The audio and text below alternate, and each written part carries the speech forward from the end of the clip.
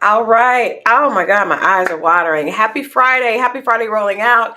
Happy Friday from Crystal with Love XO. Come on in and welcome to another Ready to Love recap. I want to start by saying number one, make sure that you put an XO in the chat if you can hear everything okay. Unfortunately, I do not have a guest for tonight, but we are going to get into tonight's episode. So if you haven't seen tonight's episode, trust me, there's going to be some spoilers because we're going to get all into it. Hey, Stacy, welcome. You guys, come on in. As you saw, Red's picture was up at the start of this broadcast because we learned as soon as tonight's episode started that Red was chosen to go home. Red was chosen to go home. Now, like I said, my Ready to Love guest was not able to make it tonight, so we're going to have them on another night. But we're going to talk about it together. So you guys are going to be my co-hosts tonight. And let me know, what did you guys think? Did you think between Marvin and Red that Red needed to go home? Marvin and Red were both on the chopping block. Last episode, they kept a little cliffhanger to keep us locked in. And Red ultimately went home. Now, I mentioned last week that I felt like Red probably would go home because I feel like, and I know he's going to, he probably will disagree with me, but I think he showed some signs of being less than confident, right? Through the series, we saw Red go back and forth with Unique. He also had a couple of uncomfortable conversations with the other ladies, including Lee. We saw that really, really painful to watch date the other day where he was saying that she was pressuring him to be funny and he felt like he didn't need to be funny on dates. So I think that if nothing else, and I'm not saying that he's an insecure person, but I think a lot of times when you are on a set with a lot of other people, you have cameras on you. I think that it definitely magnifies any weakness. And sometimes I think it's weaknesses that people don't even realize that they have. And those weaknesses get kind of displayed, and hopefully when they watch it back, people are able to see. Hopefully there's enough self-awareness to watch it back and say, you know what, maybe that's something I can work on. Maybe it was a little bit of sensitivity, even more than insecurity. Hey Alexis, hey Druzy, Stacy, Mona, welcome. Ebony, Christina, welcome. You guys, come on in and let's talk about tonight's episode. I know we're going to get to the female elimination later on, but there was a lot happening tonight. Last week was a little slow for me, and I think that's why they probably, they have episodes that are popping, and then episodes that kind of keep us connected. And last week we left with the cliffhanger, both Marvin and Red in the bottom. Now I'm not going to lie, I wasn't surprised that Red was sent home. But I can see Marvin being in the bottom again very quickly because his fascination and his fetishes are definitely not connecting with a lot of women on the show. Actually, the only woman that he seemed to connect with actually was Unique, who we saw was actually sent home this week. And actually, he wasn't even really into her after he shared his non-negotiables, after she shared her non-negotiables. So I don't really see any place else for Marvin to go, especially because he continues talking about his very, very extreme sexual kinks. And I'm not saying there's anything wrong with that. I think it's great that he's honest about it. But I think that it's not connecting with a lot of women on this show. Yes, I agree. Alexa said that this episode was slow to me. I don't think it was slow. I think there were a lot of things to talk about, and that's what I want to get into today. Obviously, it started out with a group date with Janelle and Quentin and Herbert, and I want to play this clip. I want to play this clip with Janelle and Herbert, and I want us to talk about this clip. It was interesting because I actually think this was the right way to confront a man about where his intentions lie. Let's watch this clip and then we'll talk about that. Good to see you. Come on, Gene. Hey, I'm always excited to see Janelle. Come here, girl. Good to see you. All right, not too tight. Not too tight. Being on this date with Herbert, knowing that he has interest in Janelle as well. Watch your hands, watch your hands. Absolutely, we're competing against each other, but I've been waiting for this for a long time, so I'm definitely gonna win today. How you been juggling all your situationship? You've been busy too. Have I? Yeah, because I can't get a text back. Ooh. That's not true. That's not true. I like the way you showed up all glistening and bronze and whatnot. Trying to change the subject. That's cute for you. That's cute for you. Janelle is hilarious. I'm not gonna lie. That was cute. It's cute for you. She basically immediately when she saw Herbert and Quentin, let's talk about the fact that both Herbert and Quentin are on this date competing for Janelle. That's one of the things that I think is toxic about Ready to Love, because anytime you introduce competition into the situation, a lot of times it's not even about the female, it's more about the fact that there's competition, and vice versa. A lot of times it's not about the male, it's the fact that the female starts to compete. So the little Herbert and Quentin going back and forth, I guess it's cute for the show, and it makes for great camera time, but it's just not, I don't know, it's just not given for me. And I don't really believe it. I don't really believe that Quentin and Janelle, I don't see a real connection between the two of them. We haven't seen that at all. They both keep telling us that that's what it is, but we just don't see it. It's not on display. Hey, Jay Brown. Hey, Darica. Yeah, Pamela. Pamela said, I just don't think the show is for Red. I don't think the show was for Red, but I also am not sure. I would really expect a comedian to do a lot better on a show like this. Um, After listening to Janelle's rant and saying someone is on the DL, I think I figured out who she was talking about, but I will keep it to myself. Janelle said a few people are on the DL, and we're definitely going to talk about that. Probably not tonight, but there's some information that I'm going to be going over this weekend, and we're going to be talking about it on Monday. But back to this date with Herbert, Janelle, and Quentin. I don't really see a connection between Quentin and Janelle. I do see a connection somewhat between Janelle and Herbert. I think, but it's interesting because Herbert seems to have a connection with all the ladies, or at least quite a few ladies are into Herbert. And I get that because he has like that grown man vibe going on about him. He seems very settled, just very mature. And I think that is rare on this show that you get that type of energy. But I don't think I'm buying the fact that both of them are really into Janelle. I think it's cool for the show. Again, I do think that Janelle, approached Herbert the right way with that, because if he's saying that they have a connection and the connection is strong, then I'm not mad at her saying, well, I haven't gotten a text back. Now, I would have liked to see what the rest of that conversation looked like, because she's very animated, and she was like, switching her head back and forth and, kind of being coy with the words and a little bit snarky. But Herbert, later we saw him in the gentleman's lounge. He said that he actually appreciated the fact that Janelle was honest with him about the fact that she wanted more communication from him. So you got to respect that. I think that she, said it, put the word out there. Now we'll see if next week they're still having the same conversation with Herbert.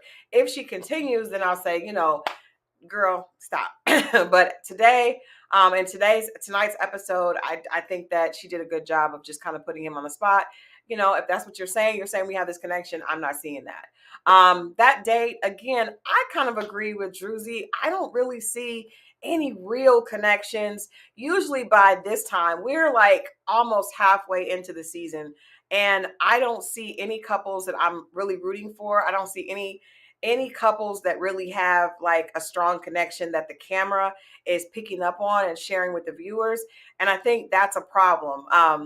We've had a couple of guests on the show. You guys know, last week we had Tiffany.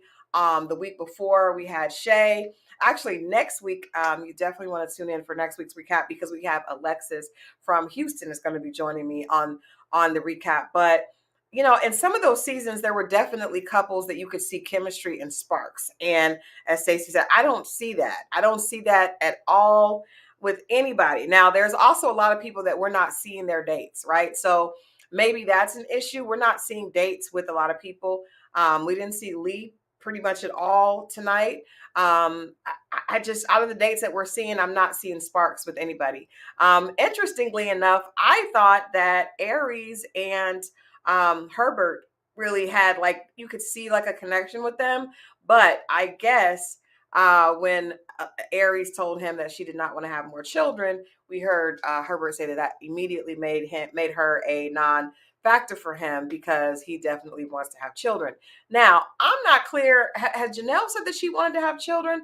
I know she said she was open to adopting, but I don't know that Janelle has said that she wants children. Maybe she has, but that I'd be interested to hear her perspective on having children because a lot of the guys are saying that that's definitely a non-negotiable for them, specifically Herbert. So interesting. I agree with you guys. I think a lot of the dates seem really mismatched and odd.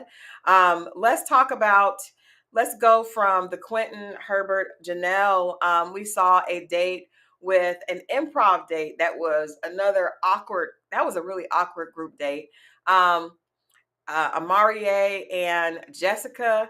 It's interesting because Amarie at the gentleman's lounge, he says that that was his strongest connection, Jessica. And I'm sitting there like, from what we saw, she's not really into him like that. Like I don't. I would be really surprised if Jessica named him as her strongest connection because at the hoedown last week, Jessica was hanging on to Chris. So I'm not sure what's happening. I don't think Amarie read the room correctly. Jessica, at least from what we see, and of course we know the edit is very short compared to how long they're there on the dates. But I just don't see Jessica being into Amarie. Interestingly enough, Sierra claimed that Amarie was her strongest connection, and I don't believe that either. I don't believe any of these things. I think people are trying to stay on the show, and I also think people are being very strategic. But I don't see a connection with Amarie and Jessica. Now, I did see. I think that the date that Chris and Aries went on, actually him having her come to his house and and have the chef there for her. Yes, Mona, Jessica did name Chris as her strongest connection. Not only did she name him, but we saw her walk around with him last week at the hoedown. So and take him to all the other women to make sure the other women kept him in the game. So I just don't think that Amarie would be her type. But let's talk about the date with Chris and Aries. I was surprised to see this couple. I was really surprised to see this couple, but I thought the interaction was genuine. Um, I think that both of them, it seems like the connection is based on the fact that Chris is looking at her and appreciating the fact that she's a good mother and that she has two boys, right? And so he really obviously, I think that, first of all, anyone that loses a parent, I think losing your parent is the one of the things in this world that changes who you are. It's very, very difficult. And we've seen both Amarie and Chris have talked about, kind of dealing with life after losing a parent. It's very hurtful. And I think a lot of times that can make that hurt, can make us connect with people that are able to kind of tap into that. So I definitely see how Chris could be attracted to Aries because of her being a mother and having two boys. That I could see that, but that's not always enough to that's not always a love connection. That's not always enough to hold you.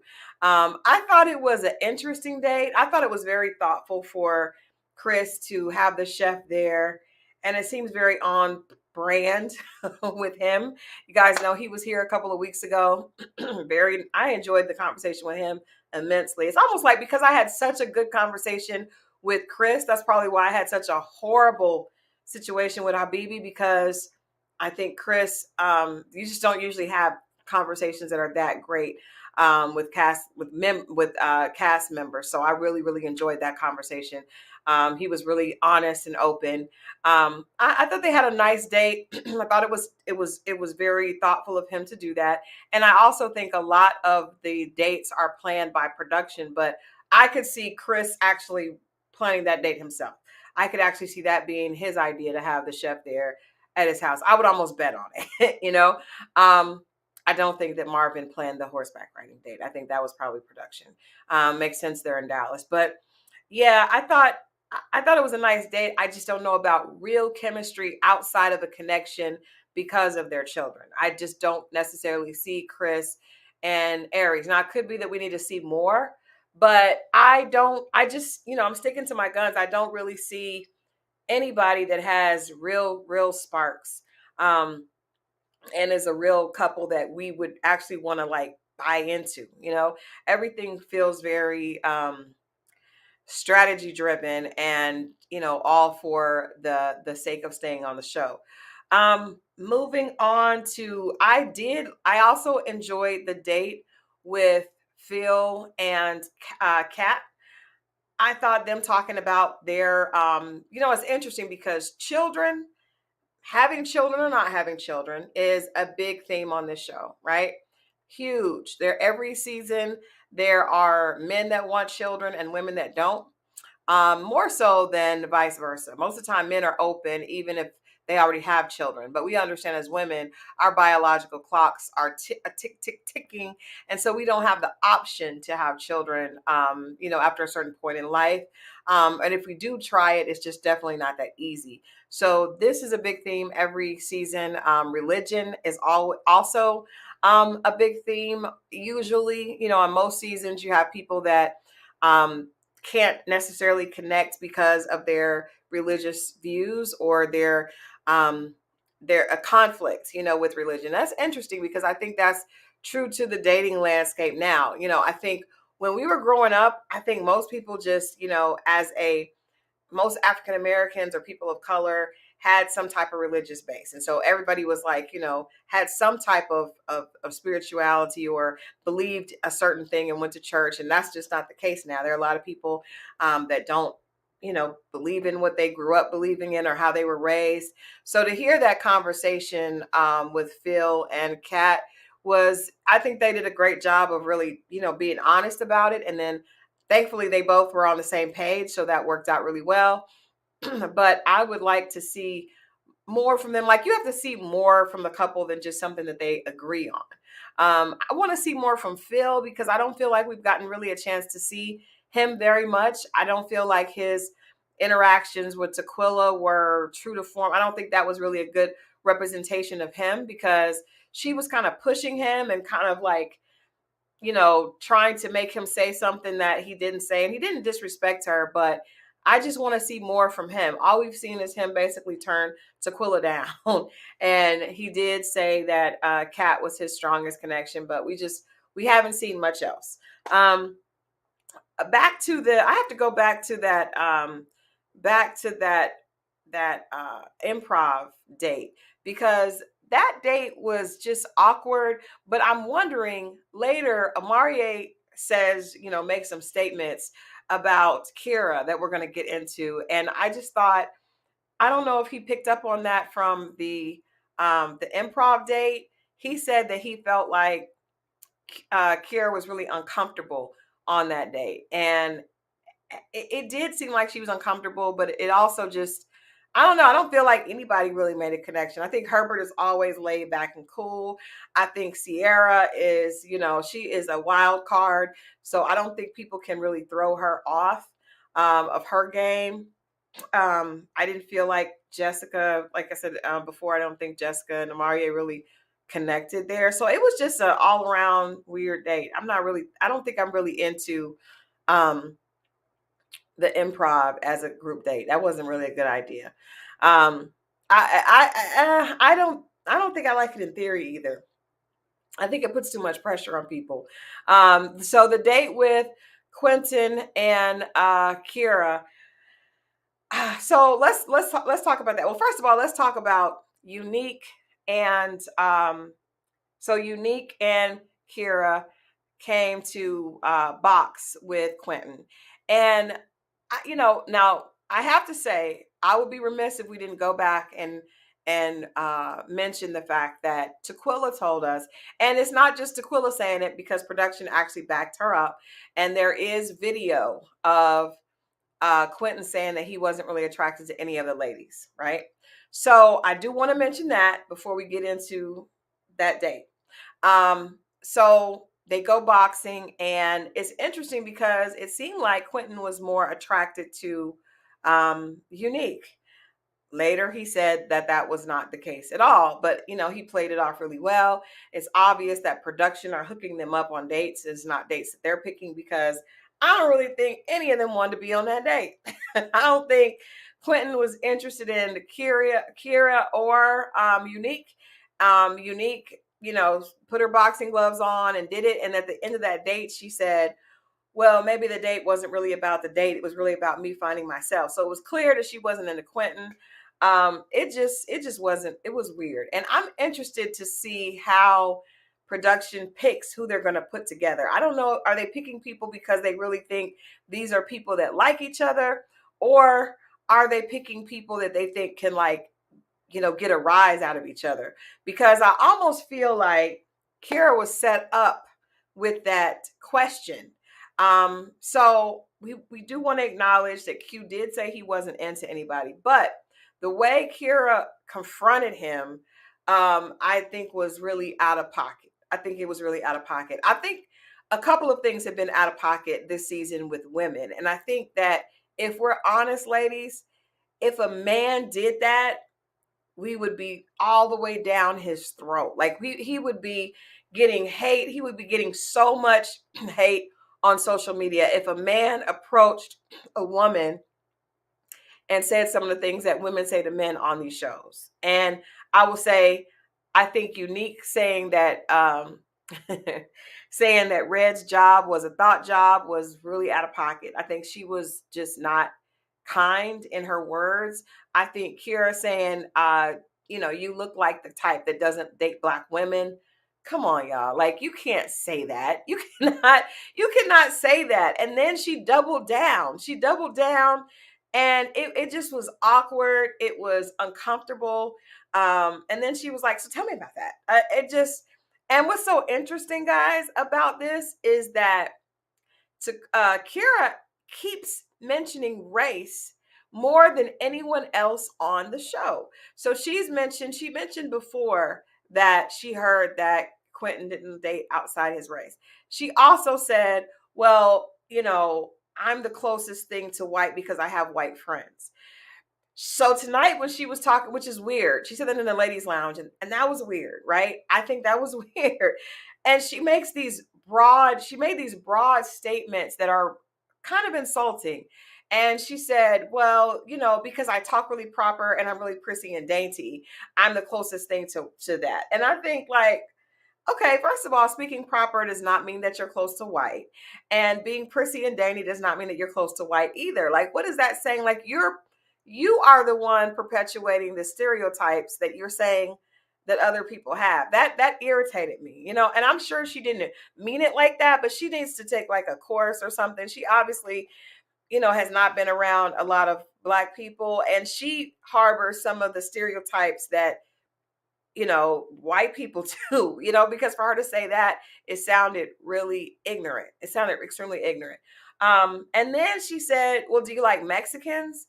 And and he corrected her. He was like, I've dated Latinas. And she didn't even get, oh, that's not the correct way to say that. She just continued. So like, so is that more your type? She just,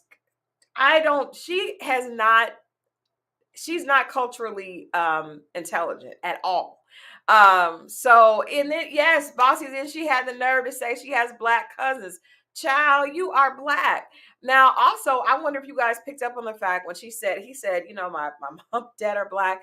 They're still married. They have Black love, my grandparents. And then she said, well, yeah, well, I mean, and you could tell that someone in her family obviously, dates outside of her race. But it's just interesting that the person that's bringing it up is also the person that is mentioning that she's closest to white. That's very strange. So I would think that the guys would have a right to ask her, Kira, do you date outside of your race? Because you seem like you may want to date outside of your race. Like it seems like you may be more comfortable with someone that's not within your race because you constantly keep throwing it in our face that you have a lot of white friends. So I'm sure you've dated a white guy. So it's very strange that she keeps saying that. Yeah, and I do think that, Mwadi. I think that she probably does date white guys. And it's interesting because the way that we've talked about men on the show in seasons past that come on and probably date outside their race or prefer, Kira seems to be that equivalent in a female because she keeps mentioning it and it's a part of her constant conversation. Again, when Amarie confronted her on the date, so basically we get down to it in the men's lounge, and the guys say that they're not really connecting with her. None of the guys are really connecting with her or Unique. And Marie mentions that he's really into, cultural and civil rights and, being a part of the community and pushing the community forward. And that he doesn't know if she would be down with that. And they go on the date. He mentions that to her. And then she seems offended, which is crazy because she brought this up. And actually the way Amarie brought it up to her was very classy, and he did make his point, but he wasn't offensive. She was offensive with Quentin, and then she got offended when Amarie said that to her. But then she said, "Well, I'm not really in that space of like Black Power. I'm not in that space." What does that mean, Kira? What does that mean? I would like for her to clarify that, and I'm sure she'll get an opportunity to do that after tonight's episode. Because people are going to have an issue with her saying that. We do know that she was a Dallas Cowboy cheerleader, and I think she's a cute girl, but I think that she has some issues with race that she hasn't dealt with. And even by some of the ways that she describes her experience would suggest that she may be out of place on Ready to Love more so than Quentin. Not saying that Quentin, because I don't believe Quentin's really into anybody on the show either. If anybody, I would think he may be into Lee, but I don't know about that either. I don't believe that. I believe his initial statement was true. When he, said that to Unique, he probably didn't realize he was on camera or that he was mic'd. But I don't believe that. But it doesn't necessarily mean that he doesn't like Black women. I think the issue is, what is Kira's experience with Black men, and what is her experience with the Black community that she, keeps saying, I have mostly white friends. Well, why are you not on an MTV show or a different type of show looking for love? If that's the case. And I think that she's just not well versed in cultural, like, conversation and dialogue. So it's giving immature, but not immature on purpose. Like, she just needs, this is probably going to be a great learning experience for her. This experience is probably going to be great. So Unique was sent home at the end of tonight's episode. And I think that a few people have said that Unique seemed like she really she's been through something very painful. We know that she was married before. I didn't really understand her. Like, I'm looking forward to talking to her because I do get the feeling that she had been through a difficult situation in her past. Going through divorce is hard for anybody. I don't care what people say. Divorce is difficult, but the fact that she was attracted to Marvin, and I mean, maybe she's into what he's into, but she was really, really into Marvin. I think that she's pretty much the only one on the cast that hasn't been a little scared off by some of the things that Marvin has said. And, maybe she wants to explore that. But I just thought that was interesting for her to be, standoffish with all the other guys, right? Except Marvin. And to the point where she actually, like, kissed him. Like, she was really, really, really attracted to him. She kept, that maybe that's just her type. He had her number. But I just find that odd, and I look forward to asking her about that. I do think that it was interesting that Amarie said that she had some healing that needed to happen. I think that, we've all seen women come on this show. I think women interpret their pain differently than men. And so we see women come on the show that have been through hurt, and men too. I just think men and women interpret it different, or you see it come out differently. But she probably does, and she said that she's ready. But I think a lot of times there's things going on that we're not aware of. So I think that the fact that all the guys picked up on that was definitely a sign that she probably does have some work to do. Also, just the way she was, she went at Red. Not saying that Red didn't, he didn't connect with anybody. I don't think anybody was really feeling him, but especially after he started going in on the fact that he's the king of Dallas, that was strange.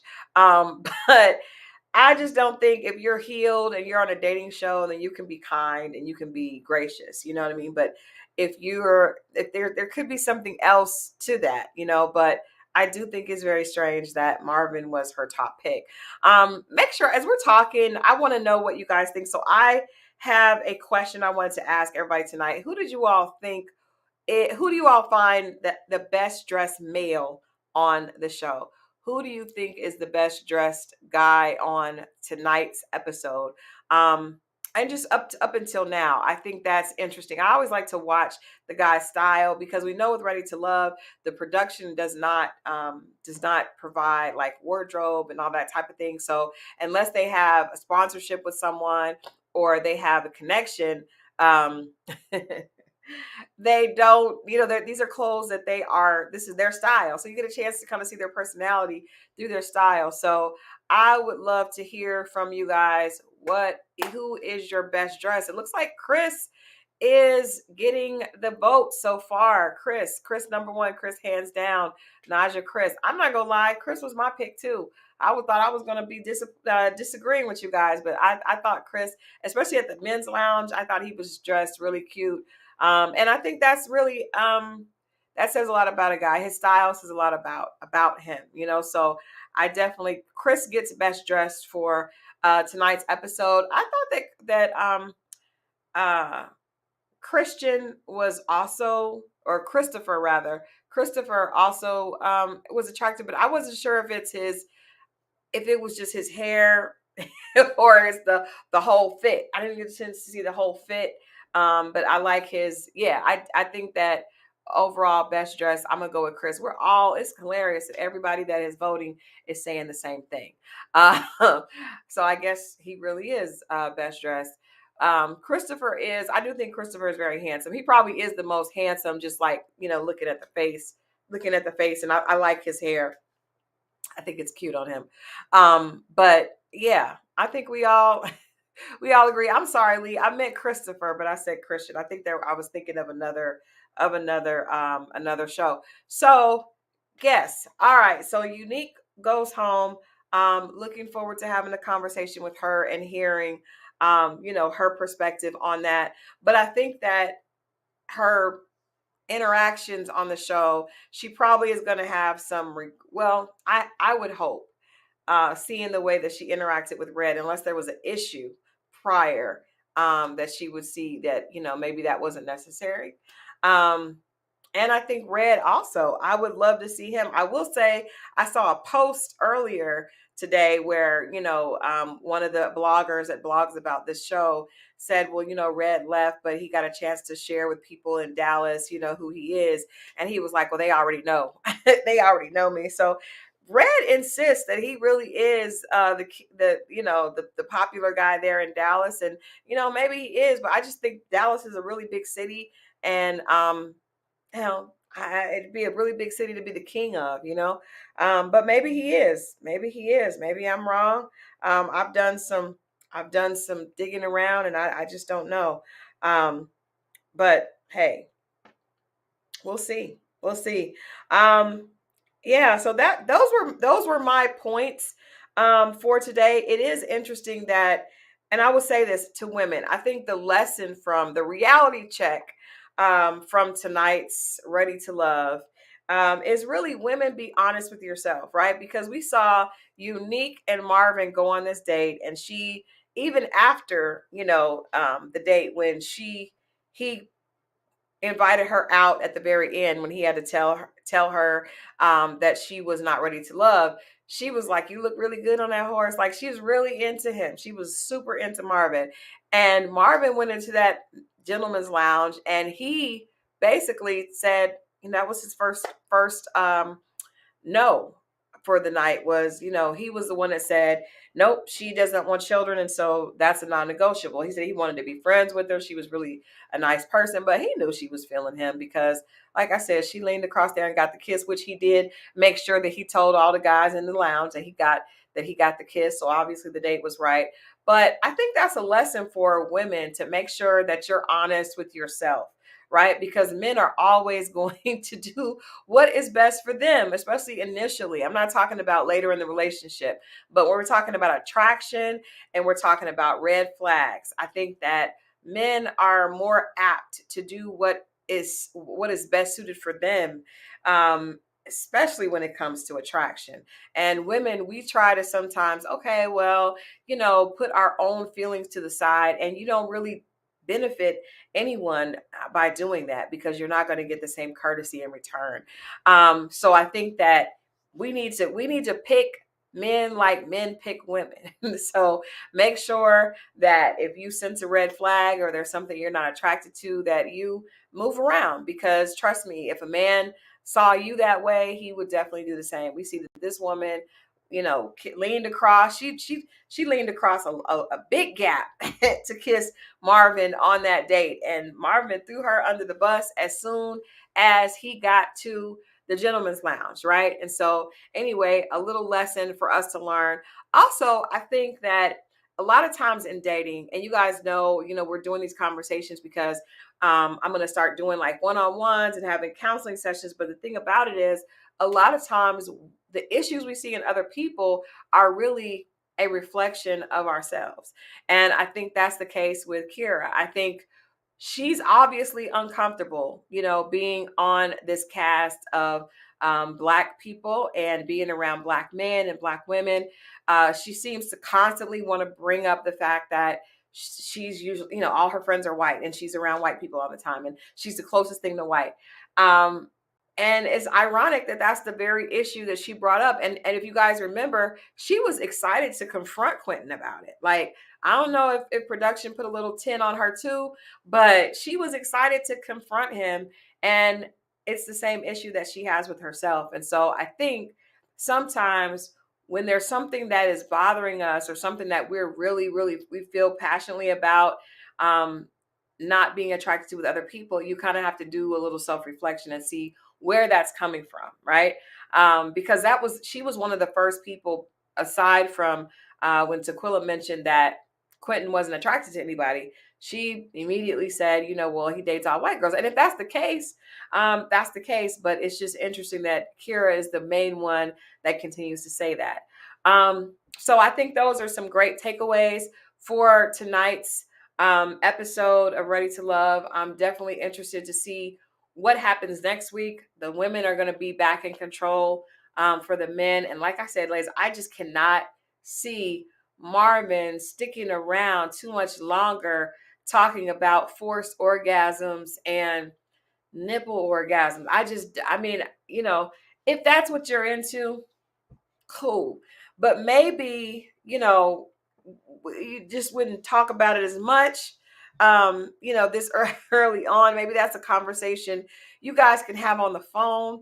I don't know if production thinks that's, kind of spicy and will spice up the social media conversation. So they like to do that.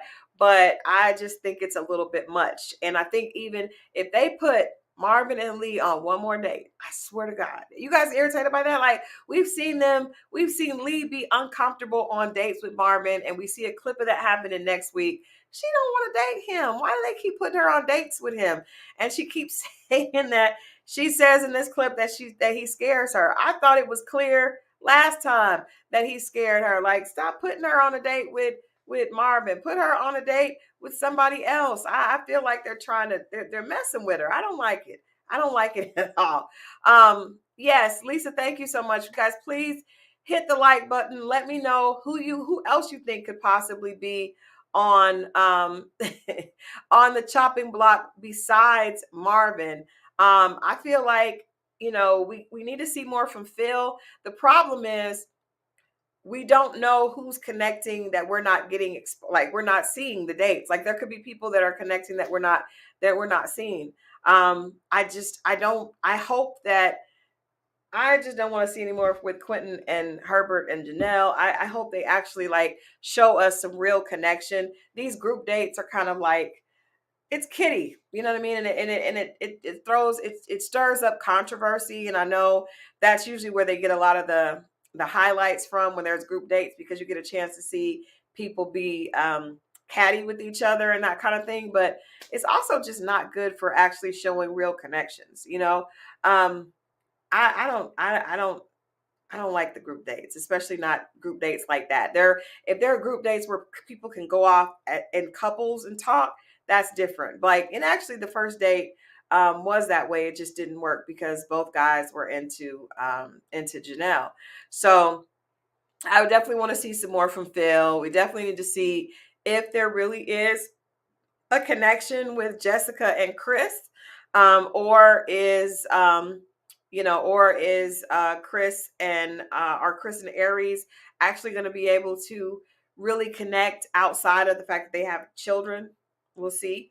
Yeah, the $50,000 Birkin bag is foolishness, Lashonda. I don't know where Sierra thinks that anybody on that show would be able to afford a $50,000 Birkin bag. If you want a guy to buy you a $50,000 Birkin bag, you don't need to be on Ready to Love. Like, you need to be on a different show, like a sugar daddy show or something. This is not the show for that, ma'am, and she knows that. Like, I'm not gonna play those games. You know, nobody on this show is buying a $50,000 Birkin bag. Like, that's just silly.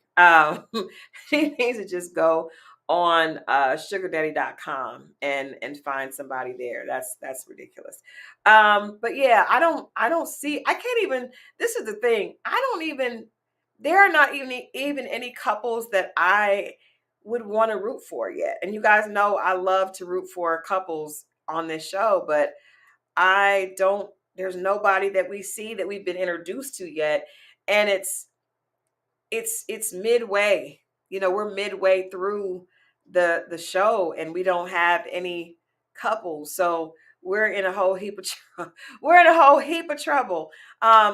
Last season was similar, but I still feel like there were people that showed us there was a genuine connection. I don't see anything at all, you know, and a lot of people, like I said, we haven't really seen dating. You know, I want to see more from Phil. I want to see more from Jessica, Lee, and I think Christopher. Like, I would love to see them on one-on-one dates with their top to see if there's really something there.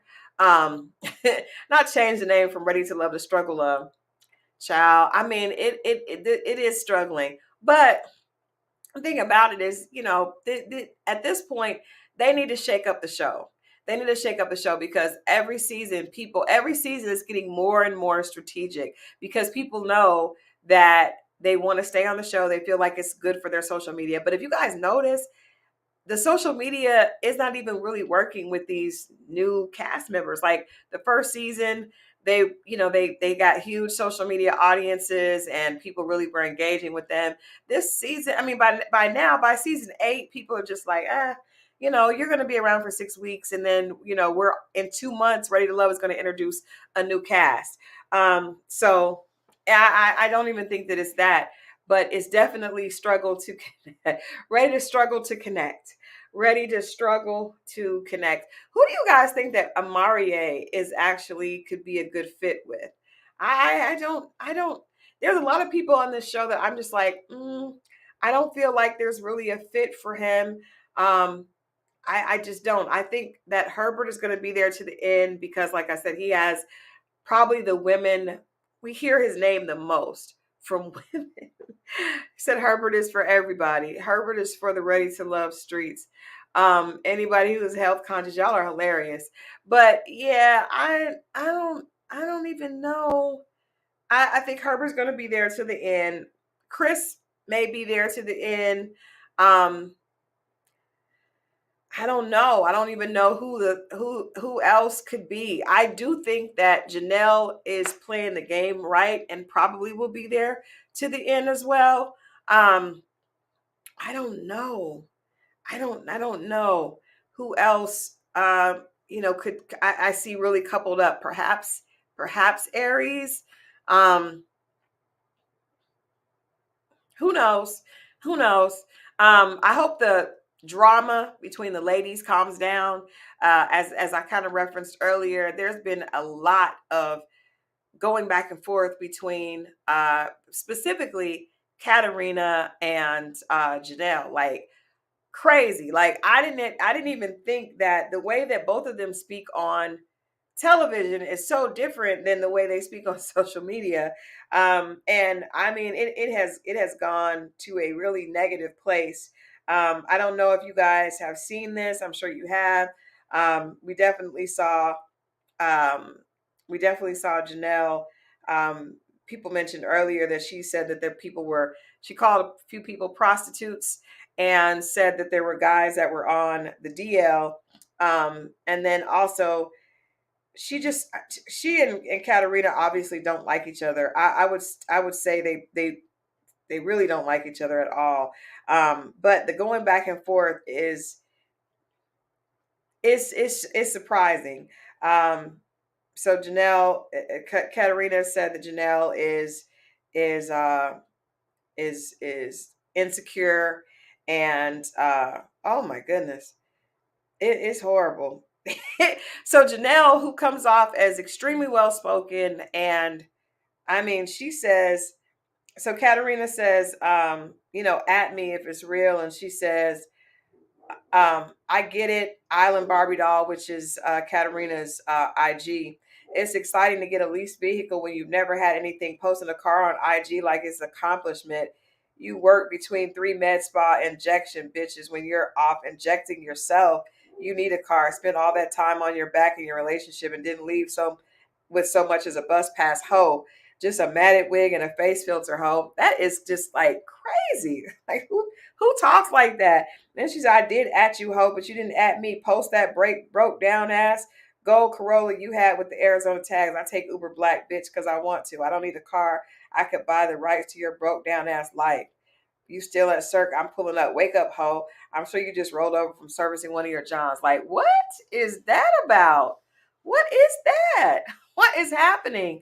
Um, I'm not gonna lie, I was very surprised to hear that type of language from Janelle and Kat, Um, ladies, it just is don't you don't need to do that. No, we don't need to do that. And I think that every season we hear black women start saying that they are for women female empowerment, and then we're not even in mid-season, second week in this season, they were cursing each other out and calling each other names. So it's I don't know. I don't know. It's beyond, it is beyond sad, but I'm just very surprised because I just didn't think either of them, both of them seem like very professional women. I didn't expect that type of language.